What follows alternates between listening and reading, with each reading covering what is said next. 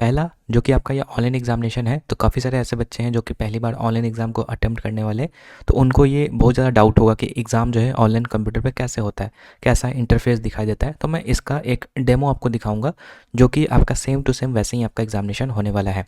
और इस बार थोड़ा सा यहाँ पर जो है चेंज है, जो लोग भी NTPC ग्रेजुएट का एग्ज़ाम देते हैं उससे थोड़ा सा यहाँ पर जो है मतलब इंटरफेस में चेंज होने वाला है। क्या चेंज होगा वो मैं आपको बताऊँगा आगे। बाकी पूरा का पूरा मैं प्रोसेस आपको समझाऊंगा। इसके बाद हम बताऊंगा आपको कि मतलब जो डॉक्यूमेंट्स है वो क्या क्या आपको लेकर के जाना है सेंटर पे, ताकि आपको दिक्कत ना हो एंट्री के टाइम में। ठीक है, मतलब ओवरऑल पूरा प्रोसेस मैं बताऊंगा एंट्री से लेकर के एग्जिट तक का। तो एक वीडियो में आपको जो पूरा चीज़ समझ में आ जाएगा। तो चलिए बिना किसी देरी के वीडियो को स्टार्ट करते हैं। तो देखो, सबसे पहला आपका काम स्टार्ट होगा एग्ज़ाम सेंटर के ऊपर पहुंचने से। अब एग्ज़ाम सेंटर के ऊपर कब पहुंचना है, सेंटर का नाम दिखाई देगा, तो इसको बस अपने मैप में देख लेना कहाँ पे आपका सेंटर है, या फिर डायरेक्ट लिंक आपको यहाँ पर मिल जाएगा। इस पर जब क्लिक करोगे तो आपका सेंटर का जो लोकेशन आपको पता चल जाएगा। और इसके बाद यहाँ पर देखोगे नीचे आओगे तो यहाँ पर एक रिपोर्टिंग टाइम रहता है, ठीक है, जो कि है आपका 3 बजे से। तो देखो 3 शिफ्ट में आपका एग्जामिनेशन हो रहा है आपका, ठीक है, फर्स्ट सेकंड और थर्ड शिफ्ट। और तीनों शिफ्ट की अगर रिपोर्टिंग टाइम की मैं बात करूं तो यहाँ पर आप देख सकते हो रिपोर्टिंग टाइम पहले शिफ्ट का 7:30 बजे से है, दूसरे शिफ्ट वालों का 8:30 बजे से है, और तीसरे शिफ्ट वालों का पहले शिफ्ट वालों को 7:30 से है, दूसरे वालों को 11:15 से, और तीसरे वालों को 3 बजे से है। तो मेरा एग्जाम थर्ड शिफ्ट में है, तो इसलिए यहाँ पर जो है 3 बजे से मेरा रिपोर्टिंग टाइम दिखा रहा है। और एंट्री जब क्लोज होगा, ठीक है, जो भी फर्स्ट शिफ्ट वालों का 8:30 बजे खत्म हो जाएगा, सेकंड शिफ्ट वालों को 12:15 में खत्म हो जाएगा, मतलब बंद हो जाएगा गेट, और शिफ्ट थर्ड वालों को जो है 4 बजे बंद हो जाएगा। तो ये जो क्लोजिंग टाइम है ना, इस पर आपको देख लेना है, और जो आपका एंट्री रिपोर्टिंग टाइम है उसके बीच में ही आपको जो है एंट्री मिलने वाला है। तो इससे कोशिश आपको ये करना है कि जो भी आपका रिपोर्टिंग टाइम है उससे 5-10 मिनट पहले ही पहुंच जाइए। और जो भी ये टाइमिंग है 3 से 4 अगर थर्ड शिफ्ट वालों के लिए है, तो इसी में आपको जो एंट्री ले लेना है, क्योंकि अगर इसे 1 मिनट भी लेट होगा तो फिर आपको एंट्री नहीं मिलने वाला है। तो इसलिए उस टाइम के ऊपर आपको पहुंच जाना है वहाँ पे, ठीक है। तो ये चीज़ आप ध्यान रखिएगा, ठीक है। बाकी जो एडमिट कार्ड है ना, इसमें आपको यहाँ पर कैंडिडेट सिग्नेचर यहाँ पर बोल रहा होगा, और यहाँ पे इनविजिलेटर सिग्नेचर बोल रहा होगा। तो इसमें आपको कुछ भी नहीं करना है, वो सब चीज़ आपको वहाँ सेंटर के ऊपर करना है। यहाँ पर एक फ़ोटो भी चिपकाना है जो कि आपका 6 महीने से पुराना नहीं होना चाहिए। तो ये आप अपने घर से चिपका के लेके जा सकते हैं, लेकिन सिग्नेचर जो है आपको वहीं पर करना है, ठीक है, ये चीज़ ध्यान रखिएगा। बाकी यहाँ पर एक और स्पेस यहाँ पे रहता है, ये वाला स्पेस, ठीक है। तो ये वाला स्पेस में आपको कंप्यूटर स्क्रीन के ऊपर जब एग्ज़ाम स्टार्ट होने से पहले जो है एक ऐसे आता है या फिर पैराग्राफ आता है, उस पैराग्राफ को इसमें लिखना होता है। मैं आपको बता दूंगा कहाँ पे आता है पैराग्राफ। बाकी यहाँ पर एक लेफ्ट थंब होगा, यहाँ पे आपका राइट थंब होगा। तो ये सब आपको घर से नहीं करके लेके जाना है, ये सब के सब आपको जो है वहाँ पे एग्ज़ाम सेंटर के ऊपर ही आपका होने वाला है। तो इसमें आप घर से कुछ भी नहीं करके जाइएगा, सिर्फ फ़ोटो एक बस चिपकाना है घर से, ठीक है। ये चीज़ समझ में आ गया। अब चलो, आप पहुंच गए सेंटर के ऊपर। सेंटर पे पहुंचने के बाद आपको वहाँ पे जो है एंट्री होगा। अब एंट्री के समय क्या क्या डॉक्यूमेंट्स आपको लगेगा ये मैं आपको बता देता हूँ। देखो, सबसे पहले तो इस तरीके का कुछ सेंटर होगा, TCS एग्जाम कंडक्ट करते हैं तो TCS का सेंटर होगा, ठीक है। तो आप ध्यान रखिएगा। सबसे पहले तो इसमें आपको देखना है कि आपका जो एग्ज़ाम है वो किस लैब में होगा, क्योंकि बहुत सारे लैब्स होते हैं।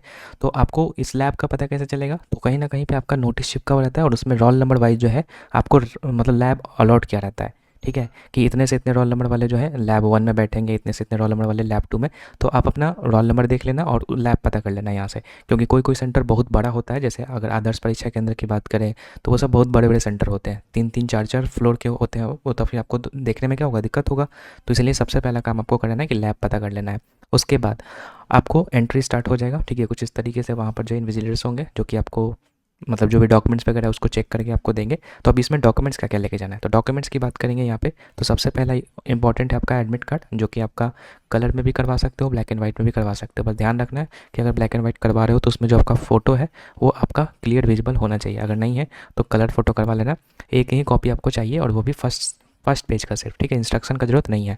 इसके अलावा ओरिजिनल आईडी चाहिए। अब इस ओरिजिनल आईडी में आप क्या लेके जा सकते हैं, तो अगर आप आईडी कार्ड में आधार कार्ड दिए थे फॉर्म भरते समय तो उसी को आप लेकर के जाइएगा, ठीक है। बस ध्यान ये रखना है कि जो भी आपका एडमिट कार्ड में डिटेल्स है, जैसे कि नेम, डेट ऑफ बर्थ और फादर्स नेम, यही 3 चीज़ आपका जो है मस्ट होता है। तो ये 3 जो डिटेल्स है आपका जो है उसमें मैच होते रहना चाहिए। एंड एक और चीज़ कि जो फ़ोटो है ना आपका आईडी प्रूफ में, वो आपका मतलब ज़्यादा पुराना नहीं होना चाहिए। अगर ज़्यादा पुराना है तो फिर वहाँ पर आपको दिक्कत हो सकता है। तो आप अपने साथ जो है एक अपना मार्कशीट भी रख लीजिएगा 10th का, अगर ज़्यादा पुराना फ़ोटो है तो, ठीक है, ऐसा कोई दिक्कत नहीं होगा। या फिर आप आधार कार्ड के अलावा जो है पैन कार्ड, ठीक है, ड्राइविंग लाइसेंस, ये भी आप लेकर के जा सकते हैं। बस ध्यान यही रखना है कि जो भी एडमिट कार्ड में डिटेल्स है उससे मैच करता हुआ मतलब जो है आईडी प्रूफ लेकर के जाना है आपको, ताकि वहाँ पर दिक्कत ना हो, ठीक है। तो ओरिजिनल आईडी लेकर के जाना है, और इसके अलावा 2 फोटो, एक फ़ोटो तो आपका एडमिट कार्ड में चिपकेगा और एक फ़ोटो हो सकता है कि अंदर आपका लिया जाए, लेकिन मांगता नहीं है, लेकिन इमरजेंसी की सिचुएशन में आपको एक रख लेना है, ठीक है। तो 2 फोटो आपके पास होना चाहिए। अब आते हैं आगे। ये तो हो गया। अब क्या क्या नहीं पहन करके जाना है, क्या क्या नहीं लेकर के जाना है। तो पेन एंड पेपर को आपको नहीं लेकर के जाना है। पेन पेपर आपको दोनों चीज़ अंदर दिया जाएगा रफ़ के लिए, तो इसकी टेंशन आपको नहीं लेना है। पेन पेपर दोनों अंदर मिलेगा आपको। जो लोग भी बॉयज़ हैं, बेल्ट आप नहीं पहन कर जाइएगा, ठीक है, या फिर कोई भी मेटल का चीज़ है, कड़ा वगैरह, ठीक है, ये सब आपको जो है बाहर खुलवा लिया जाएगा। बैग भी अंदर नहीं जाता है, तो बैग के लिए आप जो है खुद पहले से ही मतलब प्रिपेयर रहिएगा कि बैग आपको अंदर नहीं ले जाया जाएगा। तो आपको वहीं पे आसपास कहीं पे 20-30 रुपये दे करके आपको बैग को जमा करना पड़ेगा, मोबाइल वगैरह सबको, ठीक है। उसके बाद जो गर्ल्स कैंडिडेट है, तो गर्ल्स कैंडिडेट अपना जो है ईयरिंग वगैरह नहीं पहन करके जाएंगे, ठीक है।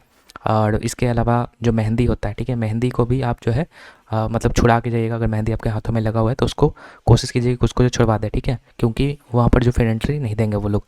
इसके अलावा ड्रेस कोड सिंपल है, उसमें ऐसा कुछ नहीं है, आप शूज़ वगैरह पहन के जा सकते हैं, बस मेटल की चीज़ जो है वो अंदर नहीं जाएगी, ठीक है। और बॉयज़ के लिए मैंने बता दिया कि बेल्ट वगैरह जो है नहीं जाएगा, तो इतना चीज़ है।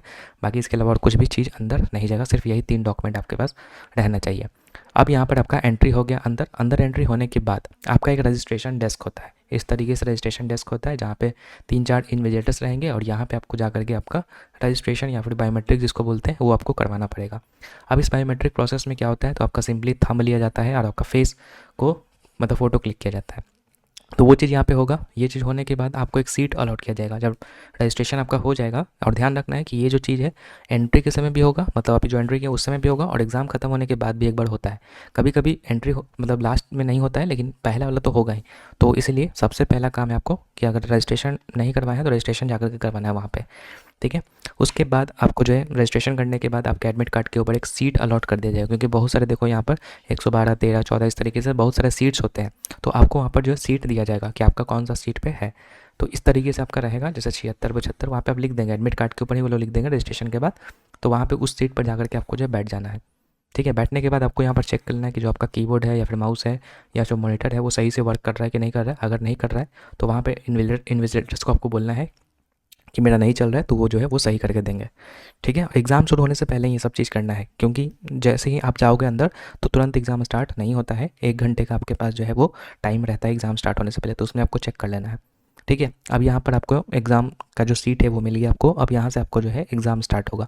तो अब मैं बताता हूँ कि कंप्यूटर स्क्रीन के ऊपर जो है क्या क्या चीज़ें चलेंगा। थोड़ा सा लंबा वीडियो है, लेकिन अगर एक बार समझ जाओगे तो फिर दिक्कत नहीं होगा, ठीक है। तो चलो अब मैं आपको कंप्यूटर किया था वो वाला रहेगा, और सेकंड जो आपने अभी जो रजिस्ट्रेशन करवाया ना वो वाला फ़ोटो रहेगा, और इसके बाद आपका नाम रहेगा, ठीक है, और यहाँ पे आपका सीट का नंबर। तो सब चीज़ को मैच कर लेना कि आपका ही है कि नहीं, ठीक है। होने के बाद आप बैठ जाइए। यहाँ पे आपका जो है लॉगिन करने के लिए अब बोलेगा, तो लॉगिन करने के लिए यहाँ पर आपका जो है रोल नंबर होगा और नीचे में आपका जो है पासवर्ड होगा। पासवर्ड आपका जो है डेट ऑफ बर्थ होता है, जैसे अगर मान लो कि 1 जनवरी 2023 है या फिर जो भी है 1 जनवरी 2004 है, तो 01/01/2004 इस तरीके से आपका जो है 8 लेटर का जो है 8 मतलब नंबर का पासवर्ड होता है, ठीक है। डेट ऑफ बर्थ ही होता है, तो वो आपको भर लेना है, या फिर एडमिट कार्ड में भी देखोगे तो आपका लिखा रहता है, तो वो लिख लेना है। और ये आपको लिखने के लिए सिंपली यहाँ पर देखो ये जो है इस पर क्लिक करना है। और इन सब सिचुएशन में आपको जो भी आप माउस का बटन यूज़ करेंगे, लेफ्ट बटन आपको यूज़ करना है।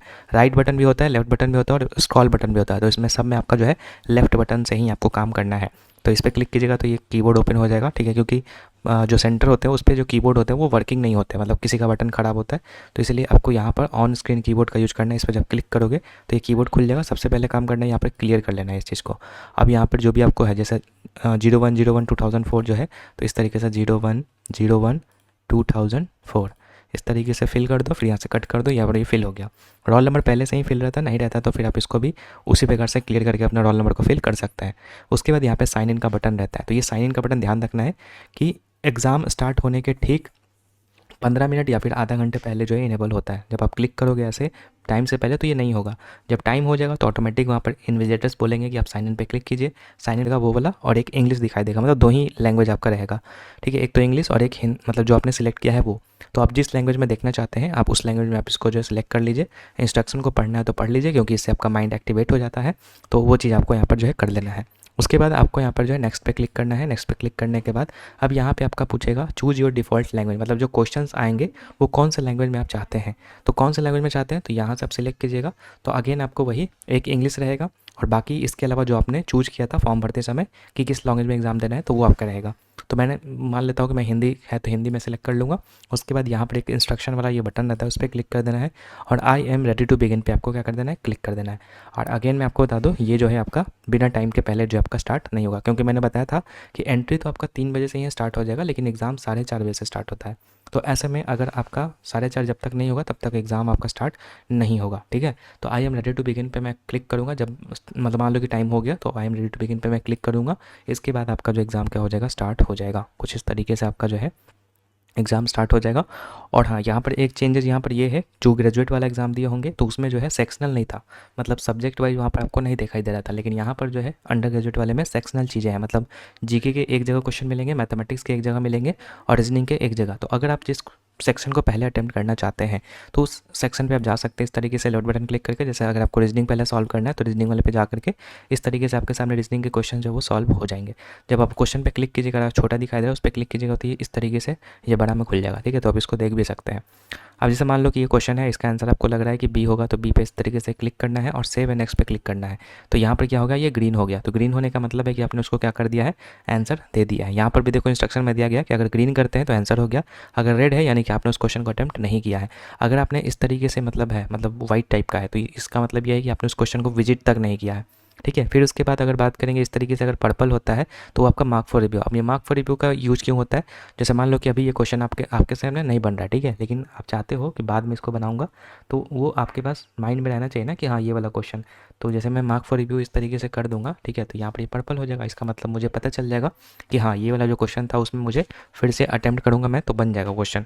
तो उस केस में यहाँ पर जो मार्क फॉर रिव्यू होता है। और यहाँ पर एक डाउट ये रहता है कैंडिडेट्स का कि सर मैंने मार्क फॉर रिव्यू किया था लेकिन अटेम्प्ट भी कर रखा था, तो क्या वो मेरा काउंट होगा कि नहीं होगा। तो जी हाँ बिल्कुल, अगर आपने मार्क कर दिया था, ठीक है, और मतलब उसका आंसर मार दिया था और उसको जो है मार्क फॉर रिव्यू के अंदर रखा था, तो वो आपका काउंट होता है, ठीक है, ये चीज़ ध्यान रखिएगा, वो काउंट होता है। लेकिन अगर आप सिर्फ इस तरीके से मार्क फॉर रिव्यू करके छोड़ दिए हैं और आपने ऑप्शन को अटेम्प्ट नहीं किया, मतलब ऑप्शन को चूज नहीं किया, तो फिर ये आप मतलब काउंट नहीं होगा। मतलब सिलेक्ट करोगे ऑप्शन तभी आपका काउंट होगा, इस चीज़ को ध्यान रखना है, ठीक है। अब जैसे इस तरीके से आपको क्या करना है, सारे क्वेश्चंस को अटेम्प्ट करना है, ठीक है। उसके बाद मैथमेटिक्स का तो मैथमेटिक्स पे आना है, ठीक है। इस तरीके से आप कर सकते हैं। इन केस कभी कभी होता क्या है कि कुछ बच्चे जो है कुछ सब्जेक्ट को इंग्लिश में पढ़ते हैं, कुछ सब्जेक्ट को हिंदी में पढ़ते हैं। जैसे साइंस जो है बेसिकली कुछ लोग इंग्लिश में ज़्यादा पढ़ते हैं, तो साइंस के क्वेश्चन जब आता है तो हिंदी में फंस जाते हैं। तो हो सकता है कि आपको जो है लैंग्वेज चेंज करने का जो है मतलब नौबत पड़ जाए, ठीक है। तो उस केस में क्या कर सकते हैं, यहाँ पे व्यू इन का एक ऑप्शन आता है, इसमें आपको जो है हिंदी से इंग्लिश आप सिलेक्ट कीजिएगा तो क्वेश्चन क्या आ जाएगा, क्वेश्चन जो है इंग्लिश में आ जाएगा। तो ये इस तरीके से आपको जो है क्वेश्चंस को जो अटेम्प्ट करना है, ठीक है। जैसे मान लो कि ये क्वेश्चन आपने अटेम्प्ट किया, इस तरीके से मान लो कि इसका बी आंसर है, आपने इसको 7x कर दिया। अब चाहते हो कि नहीं ये जो है मतलब गलती है, इसको फिर से करना है, तो आप इस पर फिर से आकर के जो है इसको यहाँ से हटा सकते हैं और दूसरा कोई ऑप्शन सिलेक्ट कर सकते हैं, या फिर खाली छोड़ना है तो यहाँ से अनसिलेक्ट करके एक बार क्लिक कीजिएगा तो ये सिलेक्ट हो जाएगा और एक बार क्लिक कीजिएगा तो ये अनसिलेक्ट हो जाएगा। तो यहाँ पर जो इसको अनसिलेक्ट करके आप सबमिट कर दीजिए, यहाँ पर ये फिर से रेड हो जाएगा, यानी कि आपने उस क्वेश्चन को जो मार्क किया था उसको हटा दिया। तो इस तरीके से आपने जो है क्वेश्चन को यहाँ पे अटेम्प्ट करना है। यहाँ पे टाइमिंग भी चलता रहेगा, 1.5 घंटे का टाइमिंग रहता है, वो टाइमिंग आपका चलता रहेगा। जैसे ही टाइमिंग होगा तो वो खुद ब खुद आपका सबमिट हो जाएगा। सबमिट का ये जो बटन रहता है ना वो आपका डिसेबल रहता है, ठीक है। तो उसमें आपको कोई दिक्कत नहीं है कि गलती से सबमिट बटन प्रेस हो गया। और कुछ लोग बोलते हैं कि क्या सर लास्ट में सबमिट बटन दबाना प्रेस मतलब दबाना जो ज़रूरी होता है, तो नहीं, बिल्कुल भी नहीं।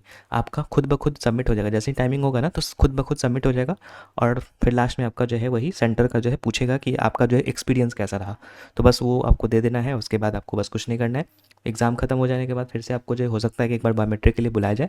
अगर नहीं बुलाते हैं, क्योंकि कोई कोई सेंटर पे होता है 2 बार बायोमेट्रिक, लेकिन कोई कोई में एक ही बार में हो जाता है। तो अगर हो जाता है एक बार में तो फिर आपको डायरेक्ट वहाँ पे छोड़ दिया जाएगा। अगर नहीं हो जाता तो फिर एक बार और बायोमेट्रिक दे करके आपको जो है वापस चले आना है। तो ये पूरा का पूरा प्रोसेस रहता है एंट्री से लेकर के एग्जिट तक, जिसमें कि मैंने सारा चीज़ बता दिया आपको, डॉक्यूमेंट्स क्या क्या लेके जाना